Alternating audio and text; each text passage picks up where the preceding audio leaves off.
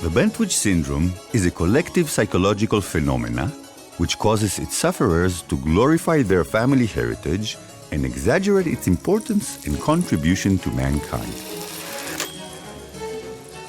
The syndrome is named after the Bentwich family, a pompous Anglo-Jewish family that invented its own glorious mythology, in which the family members appear to be more rich, talented, and famous than history in fact proves. The one who looks like Freud is Herbert, the head of the family, and the man who began the tradition by designing an ornate, absurd family coat of arms, while commanding his son Norman and Marjorie, his fifth daughter, to write his life story after his death.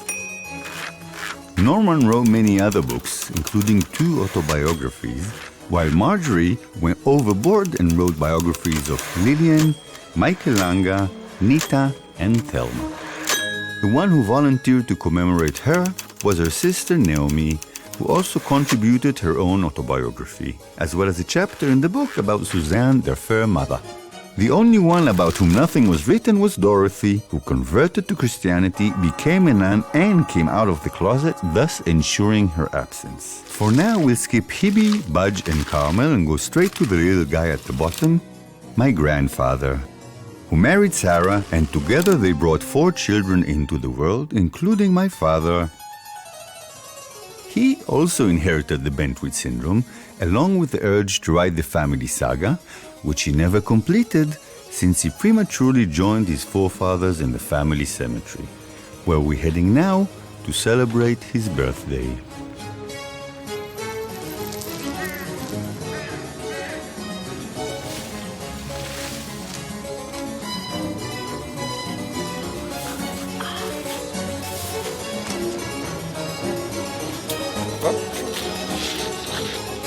נראה לי כדאי שאני אעשה את זה, בובי. לא, סבא שלי לא שלה.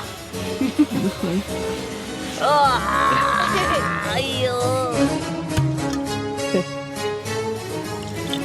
שלום.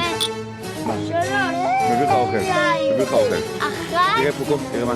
מיכה. מזל טוב, אבא! יום הולדת שמח! אוהבים אותך, מיכה! נפטר ב-1987. בן כמה אתה היית כשהוא נפטר? בן 23. והוא? 57. וואו, מתקרב לגיל שלו. את יודעת שהייתי כזה גנוב וזוהם, אז שבמקום ללכת לשבעה ברחתי לסיני. כן, סיפרת לי. אבל למה בעצם? הדבר האחרון שהתחשק לי זה את כל הבנטוויצ'ים האלה על הראש. אתה רוצה להיקבר פה? אני מתלבט, מה את אומרת? אני בעד. את לא תרצי להיקבר פה? תנמקי. אמא, את רוצה להיקבר פה? כן. כן? אפשר, למרות שזה כאילו מוזר, כי אין לי כל כך, חוץ ממך, אין לי כל כך קשר למקום הזה. אני מוכן להיקבר פה, רק אם לך מותר גם. למרות שאם באמת תחיית המתים וזה, אני לא יודע באמת אם הייתי רוצה לפגוש את הרברט. מה זה תחיית המתים? זה שאם כאילו כולם יחזרו לחיים... דווקא אני כן. מעניין.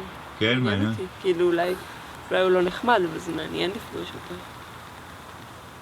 אבא, אבל מצד שני, אתה תראה שוב את אבא שלך ושוב את אבא שלך. נכון. I'd love to meet my dad. We would have a beer together, which we didn't do often enough when he was alive. And I could ask him how he had managed to deal with the threatening family shadow. Unfortunately, he's been gone for a while. So I tried to ask my sister Talia what she remembers. After all, she's the only person who shares the same father and the same family branch. מה שקרה עם אבא זה שהוא החליט באיזה שלב מוקדם יותר של החיים שלו שהוא לא בנטוויץ' מבחינה הזאת שהוא באיזושהי רמה רגשית, לא רק פילוסופית. אני לא רוצה להיות כמוהם, זה מה שהוא החליט. אבל הוא לא החליט מה הוא כן. I could have guessed her interpretation would infuriate me, so I made her the chief researcher instead. With facts, she's actually great, my sister. Good thing too, because I can't stand all this big data. I left her there and went to interrogate other branches of the family. 3, 4.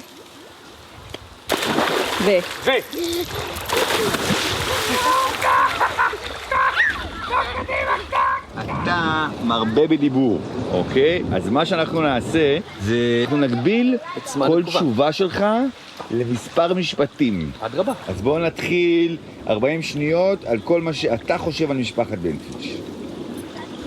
זה לא מספיק זמן, אבל בתוקף הנסיבות, משפחת אצילה טבעית, וכמובן, משפחת אינטלקט אומנות עילית, 36.86 שניות.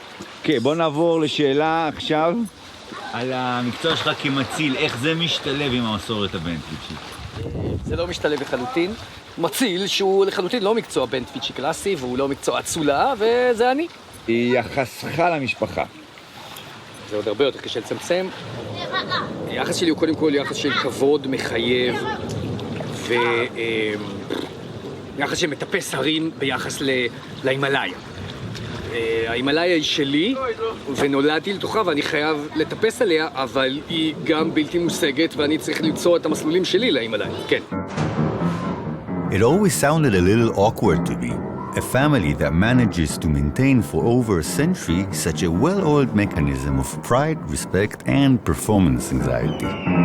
But in order to truly understand how the syndrome came to be and why it rubs me the wrong way, I had no choice but to travel to London, the place where it all began, to follow the tracks of the primeval Bentwiches along with my experienced film crew. Although ironically, this film would also be a living example of the Bentwich syndrome.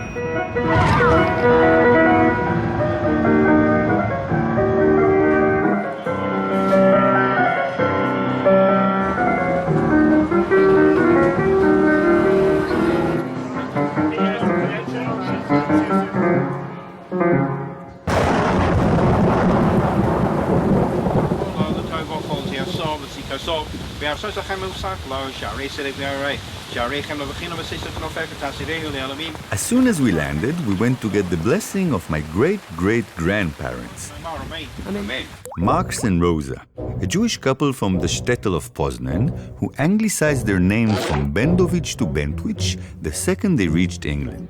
They acclimatized in Whitechapel, where the father made a living selling junk from a cart, while his wife raised their 3 children, Norman, Bertha, and young Herbert, my future great-grandfather, who, despite being the son of poor immigrants from East London, managed to sneak his way into law school at University College, the only university that accepted Jews at the time. By the age of 22, he managed to open his own law firm, named after himself. And with all that momentum, he asked for the hand of Susie of the far more distinguished Salomon family. What was it, my sweet angel, I read in your heavenly face last night? Your whole countenance shone, and one look told me that our love was one. Along with a bigger-than-life love, Herbert benefited from a significant housing upgrade.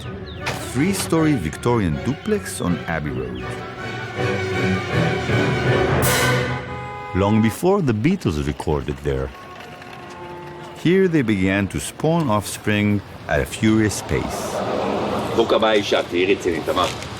תהיי רצינית. תביאו לי את השמיכה. תמר, אז אל תשים אותה על הראש. No, nobody in particular. The reason we stopped here is because many years ago it used to be my family's house. Not here, I've lived here 40 years. I'm talking about 1880. Oh, okay, if you say so.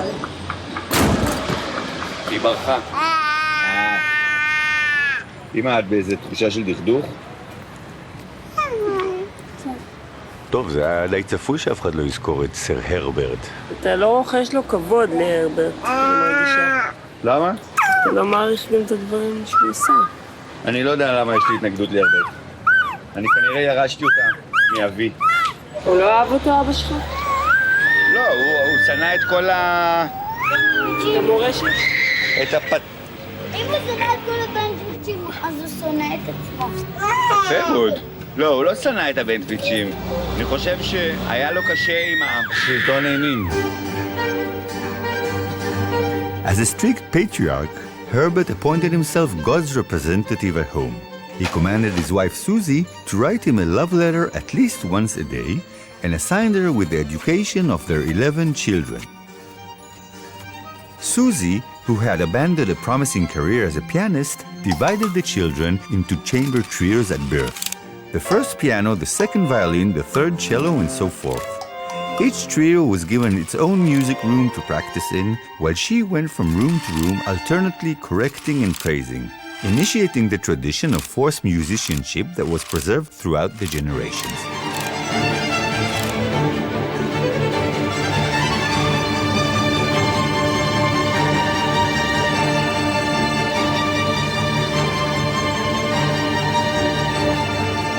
Maya got jealous and sent Tamar to piano lessons, from which she has to be excused after less than a month.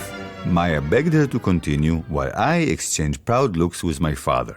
Thus my daughter joined the rebellious branch of the family.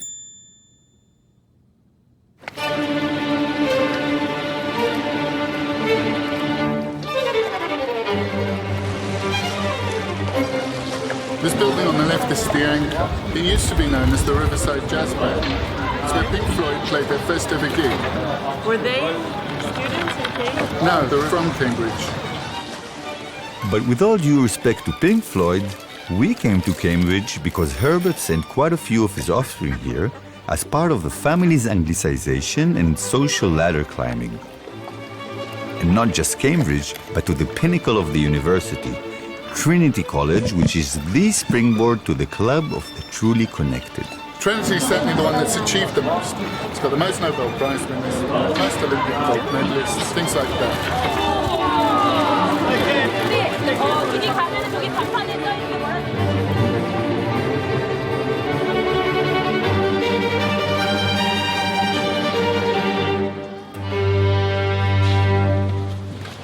Okay, we are ready to go. You gonna explain also? No. Answer questions? No. I'm just here to make sure that you film in the right places. נפלנו על צחי בלטה. אתם יודעות שאבא שלי, כשהוא היה בפלמ"ח, הוא היה בדיר יאסין? נכנסו אחרי הלח"י וראו את כל הגופות וקברו אותם, ו3 ימים אחרי זה הוא נחת פה בטריניטי קולג'. הוא אמר שבשנה הראשונה הוא היה בהלם מוחלט, והמעבר מדיר יאסין לקמברידג' היה קצת גדול עליו. אחרי שנה הוא התרגל כנראה. איזה קונטרסט. My dad told me there's all those rules you have to keep when you're a student here, right? That's why people like me are employed. And then here will be classrooms? No, it's one accommodation. Ah, so which is Neville's court? Yeah, well this is Neville's court. Neville. There's a Neville's there. This? Yeah. Mama, בואי צלמי רגע את הבית של אבא שלי. And let's say he's late, he was drinking in the town and he's late, they punish him? Yeah, get fined. So if you're coming in all hours of the day and night, making a noise and being drunk, you're affecting other people's studies. So you have to make rules. Yeah. Because if you break the rules, you get punished. Is it very expensive to study here? Excuse me, could you not film me? Yeah, I'm sorry. Don't film me, because I'm working. Okay. If you want to film the college, yeah? תראו את החשק. הקיימברידג' האלה, מה הם חושבים לעצמם שהם, אז כאילו שזה ממשרדי ה-CIA פה. אסור לצלם, זה הכל חשאי. כולה בית ספר, המספרים רצים, זה סימן שאת מצלמת, אוקיי? ושמה בכיס. What's your name, sir? Bentwich Boer. The film is about the Bentwich family. We came all the way from Israel, and all you could help us was this unfriendly porter, I'm sorry to say, which all he could do was show us around with this grumpy face of his. It's very unacceptable the way that you were talking to me. All I'm asking for is a permit to shoot inside the accommodation where my father and my grandfather lived, okay? You didn't let us shoot.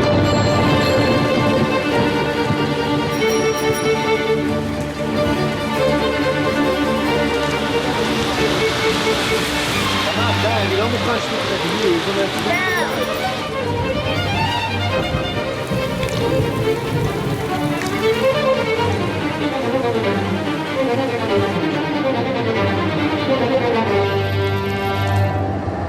You were born in what year? 1930. Ah, exactly my dad. Same time as my dad. Exactly. Same year. Micha was a contemporary of mine in every way, and of course was at Cambridge with me. He rather put on an English accent to my recollection, yes. He wanted to present himself as a good upper-class Englishman. Is it like embarrassing? Your Israeli cousin trying to behave like an Englishman? Well, I mean, it was a bit... I found it a bit amusing sometimes, frankly, but, you know, I wouldn't make a joke of it or anything like that. It seems my dad got a bit of a complex from all that Englishness. And maybe that's why he returned from Cambridge with not only an accent, but with posh table manners and eccentric ideas about how, for instance, to load peas onto a fork. Grandpa Herbert would have been proud of him. Speaking of Herbert, his Anglicization could have been perfect if the head of the tribe had let that suffice. But it turns out he tried to juggle Orthodox Judaism along with it. Meet the great synagogue of Hampstead, founded, initiated, and funded by no other than Herbert Bentwich himself. Hello. Can I help you? I hope so. My name is Kur Bentwich, and I'm a grandson of Herbert Bentwich. Thank you.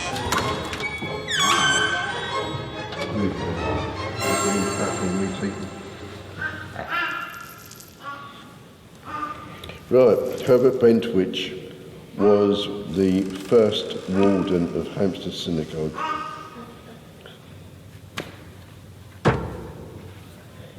The honorary officers and board were pleased with their efforts in the transformation of the synagogue, but it was otherwise with Herbert Bentwich, who was not prepared to congratulate himself on the way his dream of revival in Judaism based on Hampstead had been translated into reality. If anybody would be less religious than him, he'd be cross and he'd be mad at him. Yeah. After 2 years as warden, he was not re-elected, retreated to a small pew, once he could survey the congregation without mixing with it. When a few years under the widely extended, when his pew was removed, he made it the occasion for discontinuing his membership. Henceforth, Bentwich with his own synagogue where his ideals would rule. Cool. This was really like a Bentwich in a nutshell, this story. Part of the thing about the family is they're very hard-minded, you know? They're nice, but they would fight with anybody on anything, you know? This is part of our tradition, I guess. Maybe this was also affected the fact of your grandfather.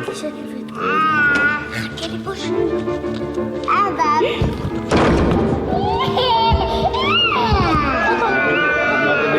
Why take it out? But this what's it saying?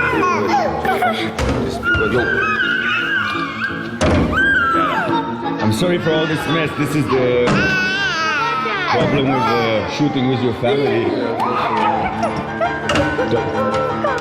I really thank you for your help. You've been really friendly. I just.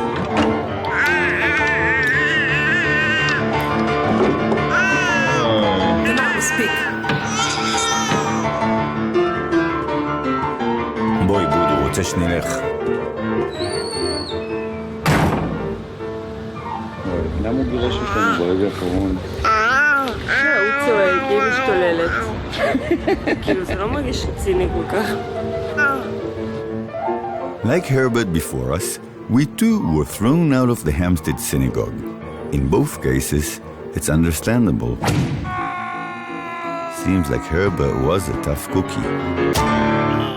Not having found his place in the London Jewish community, he aimed all his ardor and determination at a new, just as divine target, Zion. Beginning his affair with it by initiating and leading a delegation to Palestine on a journey which is described in a book by my cousin, Ari Shavit. On the night of April 15, 1897, a small elegant steamer is en route from Egypt's Port Said to Jaffa. leading the pilgrimage is the Right Honourable Herbert Bentwich, my great-grandfather.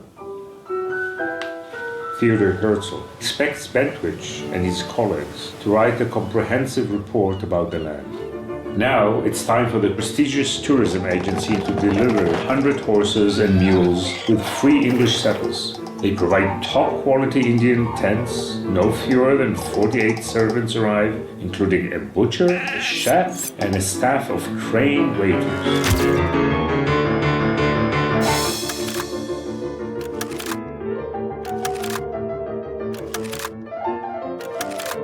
What impressed Bentwich most of all was the sight of Jerusalem at dusk as he saw it from the Mount Scopus just before departure. אז תעשי כאילו יותר דבר. את יודעת שפעם ראשונה שהוא בא לישראל פה, אז הוא היה פה איפה שאת עומדת עכשיו. הוא הסתכל על ירושלים בשקיעה. ואז הוא אמר, פה אני רוצה להיקבר. פה אני רוצה להיקבר. בדיוק. When he returned, he reported his impressions of the promised land to Herzl in a letter which was transcribed and will be read by טליה בנטוויץ'. בזמן טליה פישמן, בנטוויץ'. את לא קוראים אותך בנטוויץ' דרך אגב? לא, ממש. פישמן בלבד, אוקיי. פישמן. Dear Dr. Herzl, הוא חזר עכשיו, אוקיי? I'm back from the pilgrimage. The time at our disposal was all too short. הזמן שהיה בידינו היה קצר מדי, but like busy bees we could only taste of the honey and fly on to other fields. הוא משתפך, הוא מאוד נהנה בפלסטינה ומבטח את הרושם שהיא יפהפייה. בנוסף הוא אומר, אני לא יודע, I don't know if you'll be able to separate me from my wife. כל כך הרבה זמן נהדרתי השנה, אני לא חושב שאני אוכל לבוא לקונגרס, וזה הקונגרס הראשון. לפי הטון שלו ולפי איך שהוא נפנף את הבקשות של הרצל, זה עוד הסטטוס ביניהם היה כשווים. הרצל, אנחנו יודעים שהרצל הופך להיות אבי הציונות והרבט, כמו שאתה אומר, נעלם בכפלי ההיסטוריה. אבל הרבט לא ידע את זה. כשהוא אמר לו לא על כל הבקשות שלו לפני הנסיעה, הוא לא ידע את זה. אבל איך הוא לא יעלם בכפלי ההיסטוריה אם הוא לא בא לקונגרס הראשון? מה הוא חושב לעצמו? Yours in love of Zion, Herbert Bentwich. יפה. For all his love of Zion, it seems he loved Susie even more. So he gave in to a refusal to immigrate to Palestine, which, like with most established English Jews, came from the fear that Zionism would undermine their status.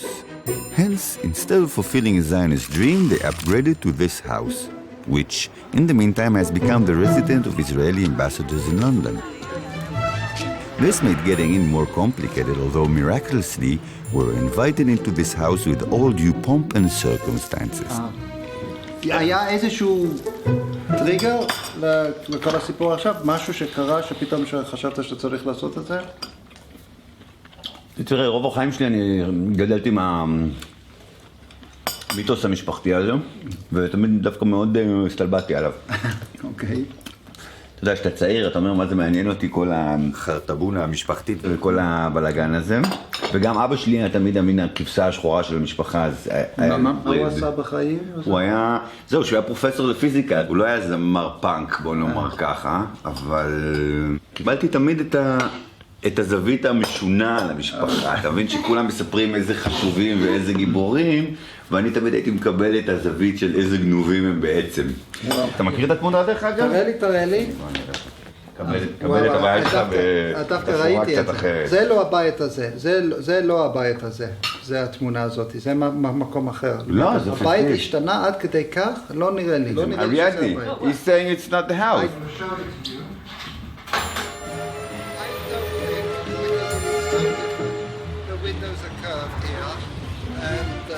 After some quibbling, it turned out it is the house, but it was bombed into smithereens in World War II, and of the original facade, only the stairs remain. The backyard, on the other hand, had hardly changed. Here, the children, according to family tradition, put on various plays, including this one, which they wrote especially for Herbert and Susie's silver anniversary.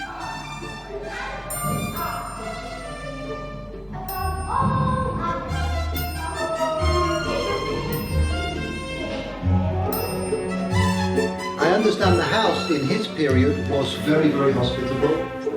A lot of early Zionist meetings here. Obviously the most important visitor that came here was Theodor Herzl. Herzl was an occasional visitor in our home, and his magnificent presence, royal dignity and beautiful voice made him a hero for us children. He brought something new and exciting to Judaism. יפה, הוכחה, שלא יגידו שהוא לא היה. כאן הרצל ישב וכאן הרצל. תשבי שם פה כאן, נעשה איזה... עדי הרצל לצורך העניין. הם היו מעשנים את הסיגר שלהם אחרי הארוחה. So we finally got into a Bentwich house, and not just any house, the ambassador's house, who, diplomat or not, was genuinely kind and even shot these pics. But let's go back to 1913, to the golden era of the Bentwiches in London. One last group photo as a memento before the 11 children go their separate ways, each to his own destiny.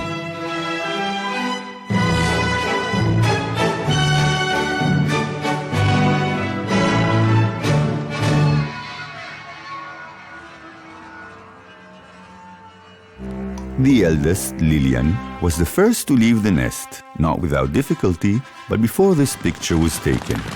Her first suitor, whom she loved madly, was suspected by Herbert of being not healthy enough. And out of fear that Lillian would be widowed young, he was disqualified. After a period of depression and rage, she married Herbert's candidate Israel Friedlander and moved to New York with him. How ironic that just a few years later, while traveling to raise donations for the pogrom-stricken Ukrainian Jews, he was murdered by Cossack robbers. Not even Herbert was able to prevent that. כשאתה בבואך לפגוש מועמדת, האם חשוב לך הייחוס המשפחתי שלה? בהכרח כן, שאלה מעולה. וזה מאוד קשור לבנטוויץ', הנה, זו שאלה לא צפויה, ושאלה מעולה שרק מישהו מבחוץ יכול לשאול בטח. זה לא יהיה השאלה הראשונה, אבל זה בהחלט בעל חשיבות. למה? לא יודע, אני רק יודע שזה כך. עכשיו, זה לא אומר, דרך אגב, ואני כנראה התמתנתי בזה קצת, אני יודע על עצמי, שאין סיכוי, אני מתקן את דבריי למועמדת מרקע יותר פשוט, אם אני אתאהב בו בתיאוריה, אבל זה יקשה על ההתאהבות שלי בה. כן. מעריך, נראה, אז מה אני אומר? Time will tell. Back to our family portrait and to the second daughter to leave the nest, Nita, who refused Michael Lange's first proposal since she was in love with someone else.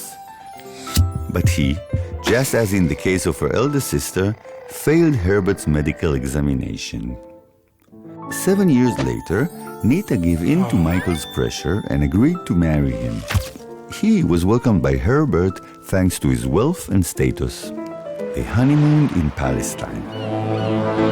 When they stopped in Zichron to visit family friend Hillel Yaffe, they fell in love with the place, and Nita decided she'd like to buy a mountain and try her luck in the Holy Land. Michael paid up, and Herbert was thrilled by the first of his children to fulfill the Zionist dream. And thus was founded Carmel Court, or by its official name, Lange House. אני מייקל. אני ניטה. את מקורבת לאחותי ליליאן? ליליאן הייתה דודה שלי, ניטה הייתה דודה שלי. אני הדודה שלך. האבא שלי היה... כמה גדלת, יקירתי, אני זוכרת שהיית כל כך קטנה. וואו. שיפצו, זהו, אבל הגיע הזמן שנבדוק את זה.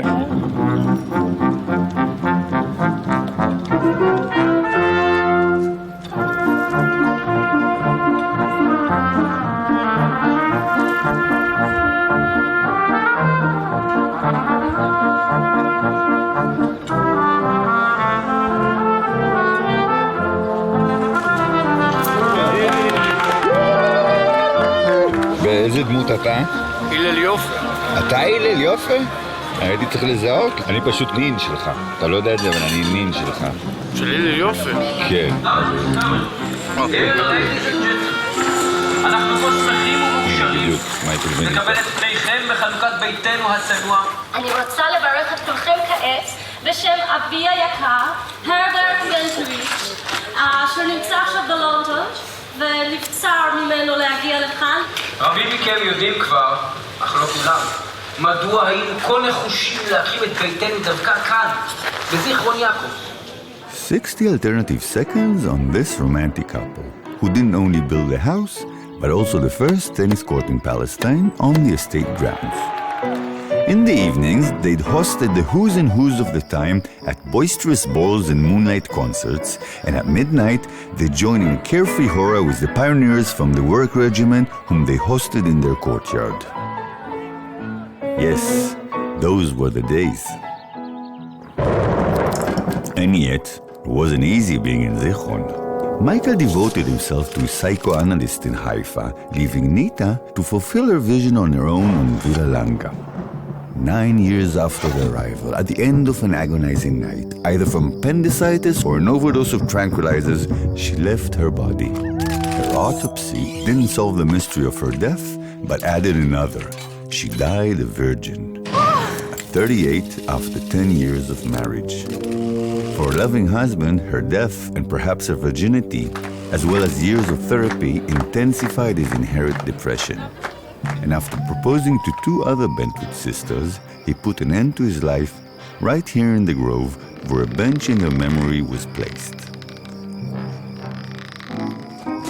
לזכר הנאהבים והנעימים, מיכאל לנגה ורעייתו ניטה לבית בנטוויץ', שנטעו את הגן ואת היער הזה. Langa House was inherited by the eldest daughter, Lillian. Since she has been widowed, Herbert sent her with the 6 children to Zichron. There, she turned the failed farm into a cultural center for artists, musicians in particular.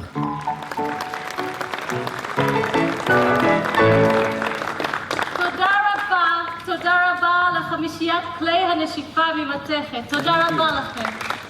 היה אירוע פיצוץ, טליה, חבל שלא באת. קודם כל אולי באמת תספרי לנו. ספרי לנו מה את עושה פה. אתה יודע, רכבתי טלפוניים לאוכל ירקון שאני כל כך אוהבת, אז רכבתי מהר מאושרת. עשיתי פנייה ונפלתי. זהו. זה הסיפור. אוקיי. עכשיו, לגבי התחקיר שעשינו על הרברט, זאת אומרת, אנחנו מנסים למצוא איך בדיוק הרברט משתלב בקונספטואליזציה של הציונות. קודם כל, איזה אלבום זה? זה על הבנק, זה אוצר התיישבות היהודים. הרברט היה היועץ המשפטי של הבנק הזה, הוא כתב את תקנון ההתאגדות. מה שיפה פה זה הקטעים שהרברט מדבר מאחורי הגב על בנטוויץ' וגסטר. אז יאללה, אז בוא תקריא לפחות מן הכתוב. אוקיי, גסטר ובנטוויץ' המאיסו עליו את עבודתו, סוף ציטוט, זה הרצל אומר, אוקיי? כנראה כדי להיפטר ממנו מאחר ששאפו להעביר לידיהם את השלטון בבנק. הרצל חושב שגסטר ובנטוויץ' מנסים להשתלט על אוצר התיישבות היהודים. אם ידיעה זו נכונה, אגרש את בנטוויץ' מהתנועה בחרפה ובבושה. איים הרצל. עכשיו, כאן יש תמונה מקונגרס רביעי בגן בלונדון. כאן הרברט לא נמצא, כי הוא היה בברוגז. זאת אומרת, שהיה קונגרס... דווקא באו ללונדון, הוא בדיוק היה צ'ילדווי? ככה הבנתי. ברוגז עם מי? ברוגז עם כולם. ברוגז עם כולם. שומעת ועוד. רציתי לשאול אותך אם את חושבת שהרשתי את התכונה ההרברטית של אופוזיציונר פתולוגי. יש לך את הנטייה דבר ראשון להיות נגד, בכל דבר ועם כל אחד כמעט. Perhaps because of Herbert's confrontational character, or perhaps because he was simply unpopular, while all his book companions got a street, a boulevard, a town, or even a city named after them, Herbert had to make do with a dubious caption and a photo, which ironically is actually of his son Norman. עשתה משפט, אהב חסד והצניע לכת עם אלוהיו. בהחלט. רחוב על שמו, כן, כן. איפה? לא, אני בעד. קמפיין רחוב על שמו. למה את רוצה שיהיה רחוב על שמו? כי מגיע לו, הוא הקים את מערכת המשפט בארץ. יש רחוב על שם סשה ארגוב. רחוב על שמו. טוב, בסדר, סשה ארגוב מגיע לו, אבל יש רחובות עם כאילו... Norman, the eldest son, who to Herbert's disappointment never gave him grandchildren. It's not clear whether he couldn't or didn't want to, but either way, he made up for it with his many activities. He was the first to carry on the Trinity College tradition, where, following his father's footsteps, he studied law. Like him, he also married into a wealthier, more established family, the Franklins, who called him behind his back, Quick Bentwich, due to the sense of urgency he displayed. He published lots of books on different subjects, never rested, and initiated the kinder transport in World War II. He co-founded the Hebrew University, was His Majesty Haile Selassie's personal advisor, found time to play violin with Einstein, and to become a member of Brit Shalom, and before all this he was the chief prosecutor for the British mandate in Palestine, which made the English suspect him, the Zionists mock him, and the Arabs hate him. One of them even went as far as trying to assassinate him. He took a bullet in the knee, asked his wife for a glass of gin, and later defended the same assassin in court. What a man. He's never been given proper credit by anyone in the Israeli hierarchy. But most of these people are little pygmies compared with Norman.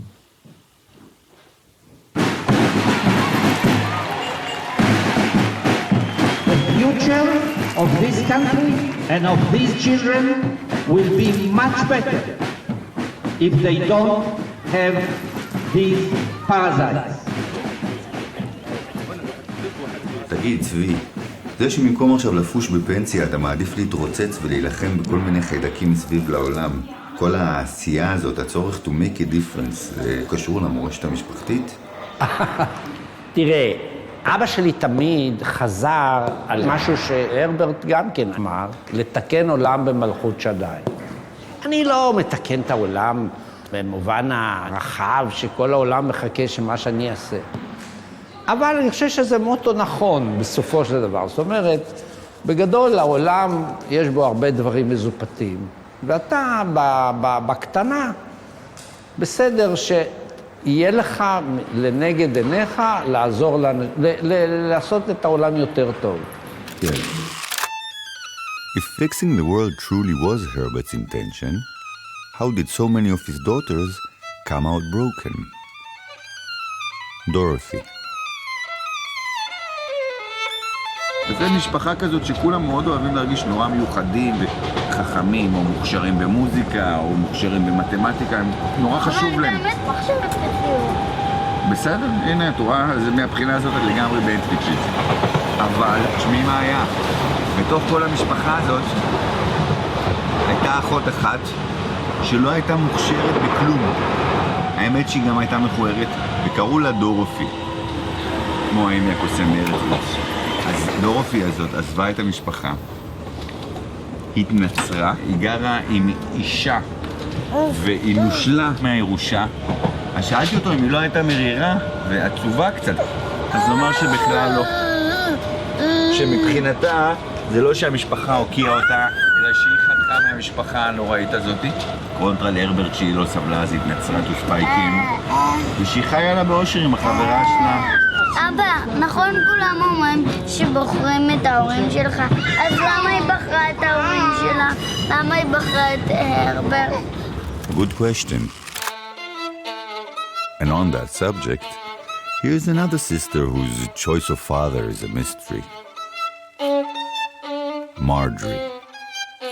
מרג'רי יש לי המון רגשות אמביוולנטיים כלפיה, כי מרג'רי הייתה נורא מפוספסת. ומכיוון שלי יש ברמות מסוימות, אני לא רואה את החיים שלי כפספוס בכלל, אני פשוט, הכל לוקח לי בערך 30 שנה יותר ממה שחשבתי שזה צריך לקחת, אז יש לי בעיה קצת... עם מרג'רי, כי היא מסמלת את הפספוס במשפחת. פספוס זה באמת מילה, משהו שחוזר הרבה על מרג'רי, ועוד על המון אחרים. ועוד על המון אחרים. היא התחילה קריירה כמוזיקאית, ואיכשהו הקריירה שלה התפספסה. היא נחשבה יפהפייה, אבל המון מחזרים, אבל את כולם היא דחתה, ובסוף אתה לא תאמין במי היא התאהבה. שזה יותר מופרך מכל ההתאהבויות הכי מופרכות שלי. היא התאהבה בדיעבד במיכאל לנגה אחרי שהוא נפטר. הכל היא פספסה. כל מה שהיא התכוונה לעשות היא בעצם לא הגשימה. ותאר עצמך, אחרי שהיא הפכה להיות אנטי-ציונית ונוצריה, מה היא עסקה? היא עסקה בלהנציח את בני משפחתה. כן. ואת אבא שלה שאיתו היא רבה עד בלי גבול. כן. כלומר, זה האבא הפטריארך שבו היא מרדה. אז מה את יושבת וכותבת ספרים עליו אחר כך? Whether she was a missed opportunity is a matter of interpretation. One thing's for sure. Marjorie spent her final years alone and penniless in a shack next to Lange house, which she shared with her next-in-line sister, Muriel, who for some reason earned the nickname Budge. The painter of the family, she married and was widowed soon after, leaving behind 0 children, 1 thick mustache in the family collective memory, and countless paintings. סטימצקי בסוף חייו בא הנה הרבה מאוד. הוא ראה את האקוורל הזה, הוא אמר, תראי איזה אקוורל, ואנחנו חשבנו שהיא אקסנטרית אנגליה, ולא החשיבו אותה. הייתה בוגרת אקדמיה, סלייד, היא הרגישה את עצמה, ופה הם היו כאלה מגששים. פשוט לא הבינה את זה. והם לא ידעו להעריך מה יושב ביניהם. אקסנטרית אנגליה, זהו.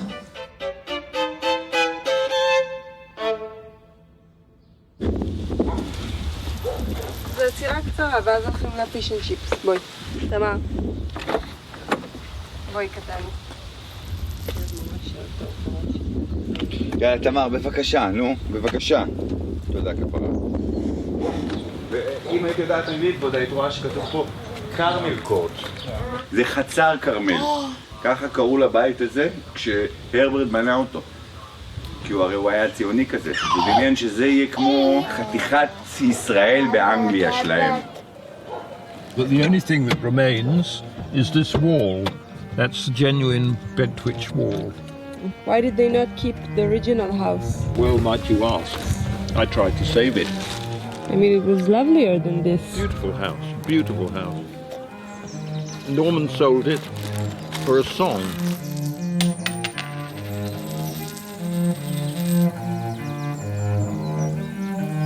As soon as it was sold, it was razed to the ground, and all that remains is the name and the arched doors from the family's private synagogue, where Herbert prayed exactly as he saw fit, but alone. He regarded himself as quite a figure in the community, and so he spent quite a lot of time here entertaining. If you read the visitor's book for Carmel Court, with all the names of the luminaries who came here, of the artistic, the musical world, they'd stay at Carmel Court, they would perform, they would play the piano, play the violin. So it was also a good influence on the kids? Of course, it was for the children, certainly, yeah. It was part of their education. Oi, Boko! Perhaps because we no longer have a summer house in Kent, instead of providing our kids with entertainment in the company of Herzl and Misha Ullman the virtuoso, they're forced to spend their summer vacation in the back seat of Uncle Benedict's car. So fades glory.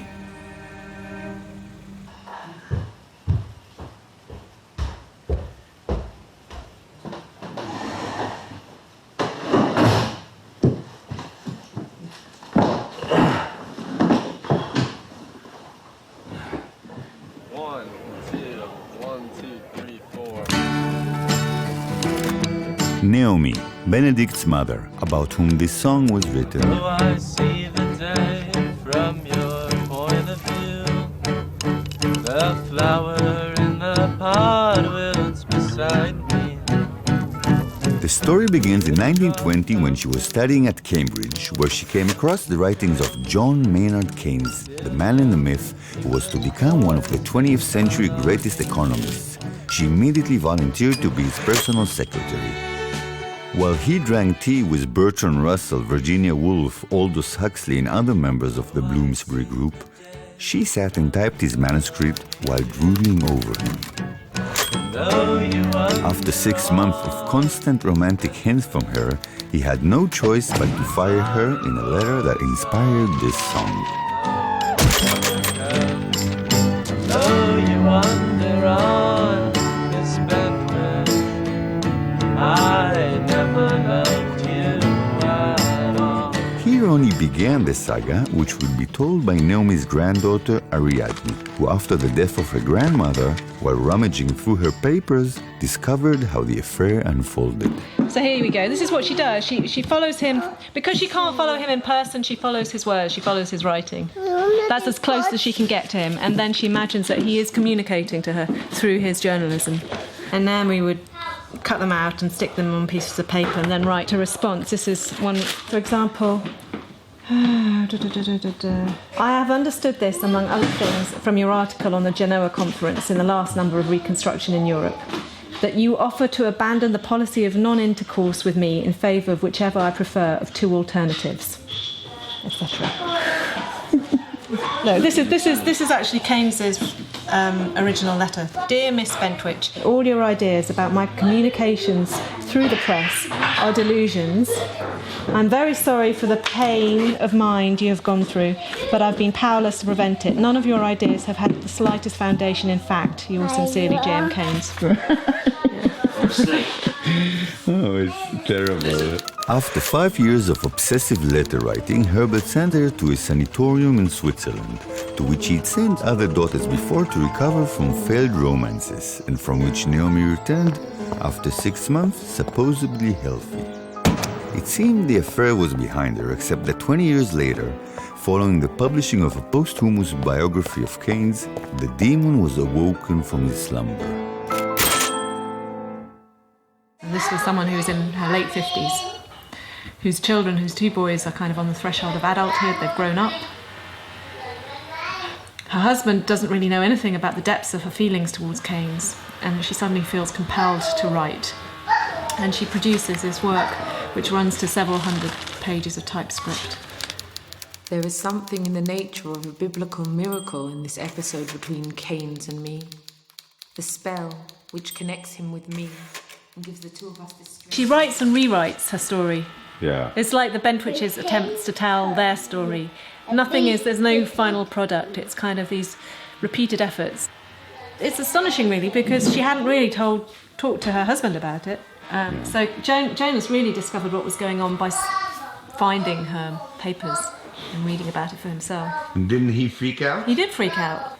Obviously, he was very disappointed. And do you think like you relate to it yourself emotionally, or you're just this anthropologist that is... Yeah, I don't know. I mean, it's definitely got under my skin. The whole story of it, the strangeness of it all has got under my skin, and I can't seem to stop trying to write about it. I mean, initially, I've gone through different kind of reactions. Initially, I sort of felt slightly outraged. Gosh, what is she doing? Kind of, sort of digging herself into this world of delusion when she had children and a husband and... Can I have one of these? 2 of them. But then I sort of, with time, my sort of initial sort of anger subsided a bit, and I sort of came to realise that it was her ambitions as a woman to do something significant with her life. This is some kind of reoccurring theme, talking with Bentwiches. You might be having it too, you guess? Well, the significance thing. The idea you have to do something. Doesn't everybody want to make? Doesn't everybody? I wonder. I do. Yeah, it's a marked strain of in the Bentwich family, definitely. I think Herbert was a restless man. He wasn't perhaps content with what he had, even though he had a lot. I think he really wanted to leave his mark. And I think he was very idealistic. And I think that sort of combination of being restless and not content with what you've got and idealism possibly is at the root of what Naomi had. She kept scanning the horizon and seeking something more abstract than her life as she lived it, to give her a sense of meaning. Though you wander on Miss Bentwich, I never loved you at all.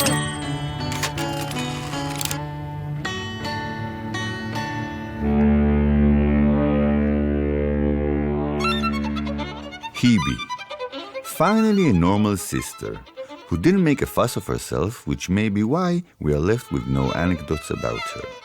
However, when my sister, the researcher, who had recovered in the meantime, was going through Hebe's drawers, she came across a shocking discovery in a letter that Herbert wrote to Hebe's husband, the journalist.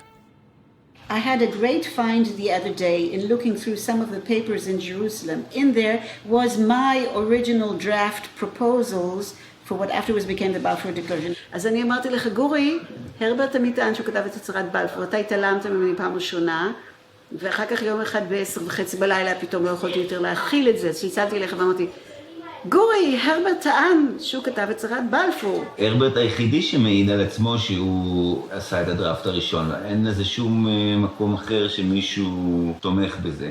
רק שנייה, אני אביא, יש לי פה... הוא החליט שהוא כתב את הצהרת בלפור, אף אחד חוץ מהמילה שלו לא חושב ככה. איפה שמתי את הנייר הזה? אני אוהב שאת תמיד בעד הרברט, זה נורא נוגע ללב. תקשיב, אני צריכה לעשות את זה מסודר אם אתה רוצה, שאני אגיד לך את כל הגופים שהוא השתתף בהם. אני מאמין שהוא השתתף בהמון גופים. אתה מאמין? כי זה כתוב, הוא בהמון גופים. בסדר. אוקיי, והוא המשפטן. אני הייתי בהמון גופים בחיים שלי. יופי. הייתי בבעיה שישות, אבל אני לא ניסחתי את הצעת. בסדר, אבל למה יש לך כל הזמן צורך להוכיח שזה לא הוא? מה אכפת לך? הוא לא היה, אין לו רפיוטיישן כבדאי. מה אתה נגד? אז זהו. One sister who may not have written the Balfour Declaration but still became the celeb of the family was Thelma, later Yellin, who surpassed her siblings as a musician from an early age and was the favorite pupil of the great Pablo Casals, who also thought she was destined for greatness. The problem was she had to zigzag between her promising career, which required playing on Shabbat, and her Judaism father who forbade it. As a result, she sank into a deep emotional crisis and was sent to Palestine to recuperate. There she was matched up with Eliezer Yellin, designer and builder of the first building in Rehavia, from which she sailed forth to play in Palestine and the world over. So despite it all, she managed to maintain an exemplary musical career. אני בשבילי תלמה את הסימבול של אישה אומן. שהיא גם אישה עם 4 ילדים וגם היא אומן. אהבת אותה? מאוד. והיא מאוד אהבה אותי. הדודות האלה הם ככה, they pointed out, she's an artist. ברגע שאני הייתי אומן, אז זה בסדר, אז אני עברתי את ה... In recognition of her contribution to the field of music in Israel's early days, following her death, Thelma had the National School of the Arts named after her. A fine immortalization, certainly, the likes of which none of the other luminaries of the family achieved. Not Norman, nor even their father Herbert would have been proud if he'd lived to see it, although he might have mumbled sadly to Susie. But the name Bentwich, where is the name?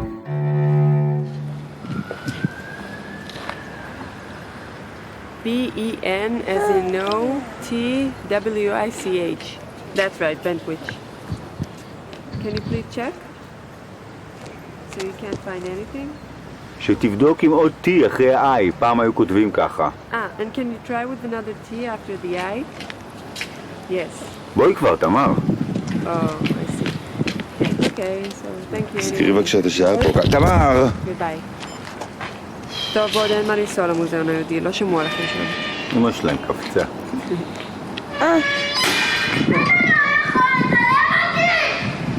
את לא תגידי לי אם לצלם אותך או לא. תמר! די. תמר, אני ופוקו מתנצלים. די, אני רוצה לצלם, אני מצלם הכל. די, אל תצלם. טוב, יאללה, אני הולך, די, הנה, אני לא מצלם.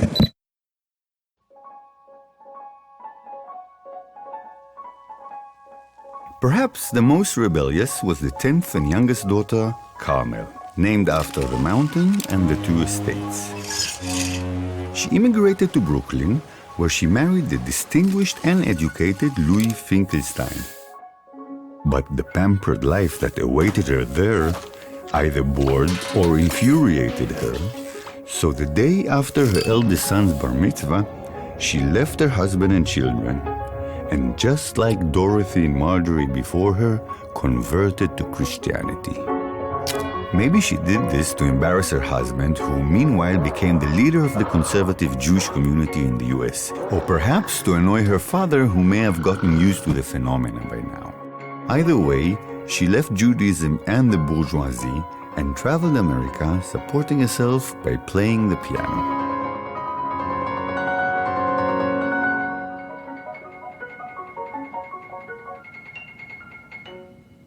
זה לא, בתור ילדה, זה לא הרגיש לך כאילו היא נטשה אותך בשביל איזה דת? זה לא הביא לך תסכול או זעם, או אני לא יודע מה מרגישים, או שקיבלת את זה?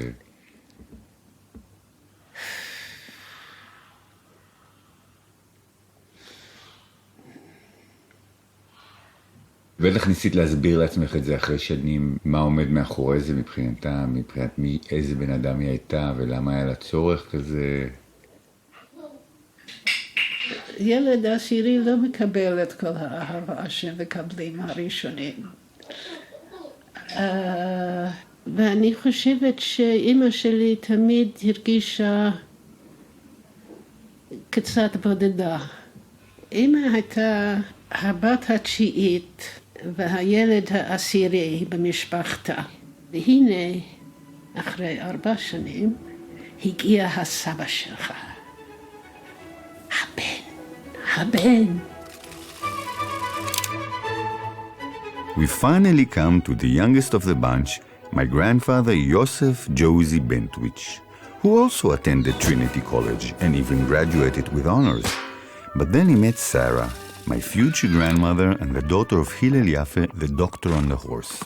She came to England to study agriculture in order to make the desert bloom in her homeland of Palestine. Josie was immediately taken by her Israeli charm. In the name of love, he gave up a promising academic career and his homeland against the better judgment of the family patriarch. When they reached Palestine, they launched into a new life as pioneers. But they soon found out that farm work is boring, exhausting, and not particularly satisfying. So Josie put all his energy into education. At first for the British mandate, and later after Israel's independence in a variety of positions in the school system, for which he won the prestigious Israeli prize. Despite all that, he was kicked out of his job as a principal of the reality school, as befits a Bentwich. Luckily, with his wife Sarah, life was peaches and cream. אבא שלי, הוא אף פעם לא נהיה אחד מהחבר'ה, הוא היה תמיד בנטוויץ', מעריכים אותו והכל, הוא לא שייך לחבורה. זה אחת התכונות, אני חושבת, שמאפיינות את הבנטוויצ'ים. אני אפילו לא יודעת להסביר מה קורה בעצם, למה.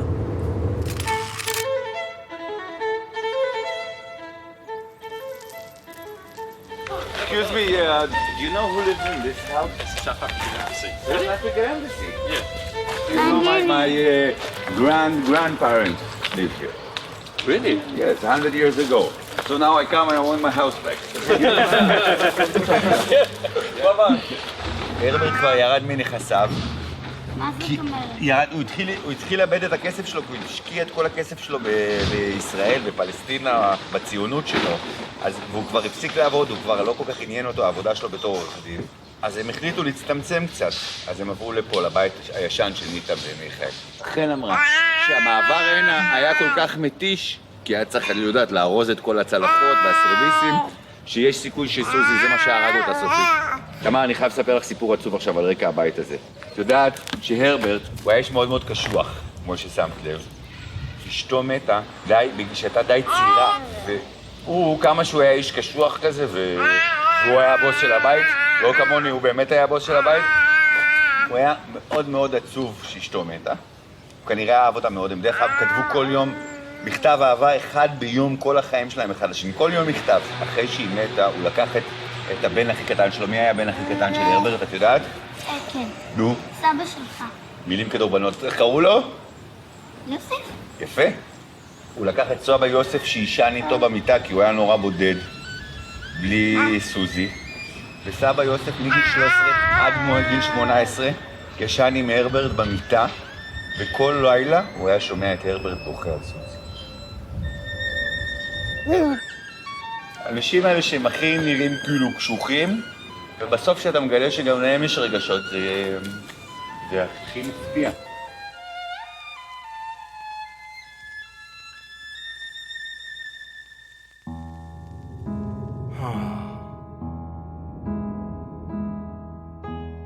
Now that he was alone, with nobody in his gang, Herbert left his beloved England.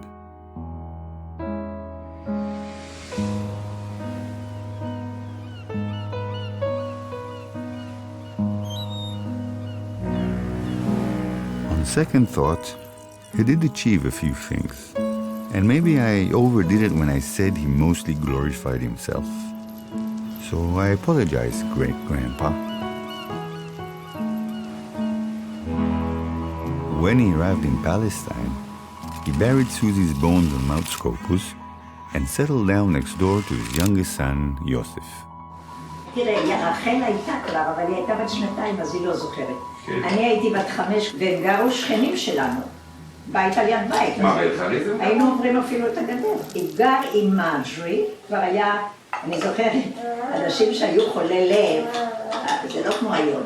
אז הוא היה יושב על המרפסת, תמיד עם פיג'מה עונה, אבל תמיד עם שמחה. זהו. Thus sat Herbert, waiting impatiently until his long-awaited moment came. After 11 children and countless grandchildren, the first grandson to bear the Bentwich name was finally born. My dad. So many pretensions and expectations were channeled into one little boy from Jerusalem. עשו לו עוול, לא בכוונה, כמו שלכולנו עושים עוול לא בכוונה, נכון? וגם סבא לא עזר, כאילו, קטע של הפטריארך, הוא קיבל את זה מאבא שלו, משהו שם לא היה במיוחד ואז הוא לא חיבק אותך, בעצם זה מה שאת אומרת. החוסר חיבוק הזה עבר בירושלים. אוי, נכון, כן, כן, זה נכון. חוסר חיבוק, יש לי חסך נוראי בחיבוקים, ואבא שלי לא חיבק אותי אף פעם. זה נכון, זה לגמרי נכון, והי, הוא לא קיבל חיבוקים. Before we plummet into pop psychology, let's move on to his bar mitzvah. התחלת לדבר על הבר מצווה של אבא שלי, כשאני אגב לא היה לי בר מצווה, כנראה בגלל זה. ב-1943, באמצע המלחמה, עושים אירוע שבאים, כל חלקי המשפחה הגיעו לירושלים, כל הפוקוס על מיכה שעושה בר מצווה, הנה בר מצווה של נצר למשפחת בנטוויץ'.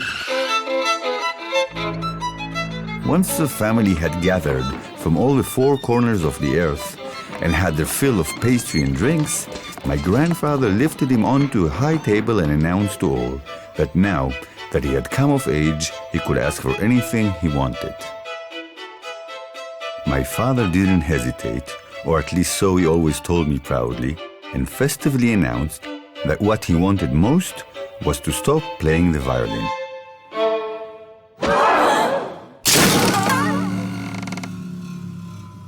A silence fell over the room. My father descended from the table and never touched the violin again.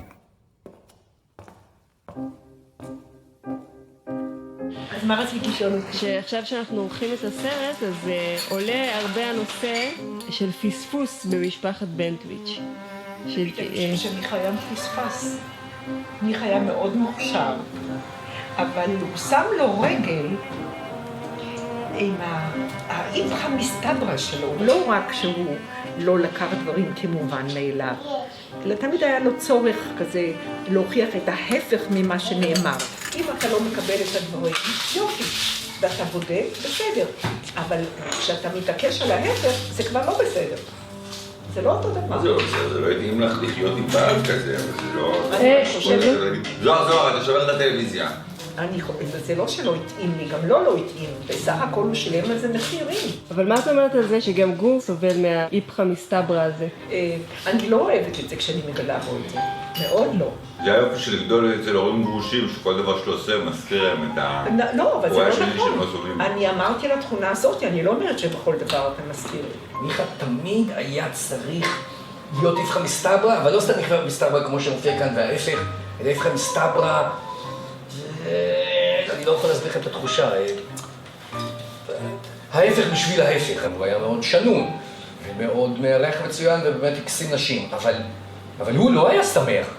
בן אדם שמח, הוא לא כותב בערוב ימיו וקורא לספר על עצמו סיה שחורה. למה לא? מה זה סיה שחורה? זה אחד שמוציאים מהעדר והיא מרגישה רע. לא, זה אחד שנבדל מהעדר, הוא לא אחד מהעדר. נורא רצה לא להיות בן של אבא שלו. הוא פעם אמר לי, כאילו חצי בצחוק, ועבר ישר מלהיות בן של יוסף לאבא של גורי. הוא אמר את זה חצי בצחוק, אבל אני חושבת שזה מה שהוא התכוון, שזה כאילו, מתי אני אהיה אני?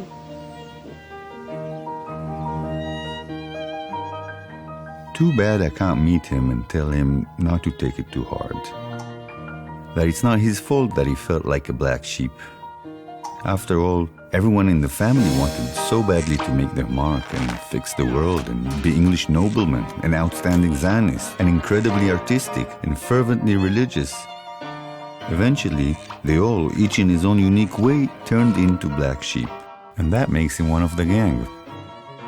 Even the fact that he carried a Cambridge accent but a Palmach moustache. And also the fact that he was rather a clumsy father. Even that is part of the syndrome. And he can now let go and rest in peace.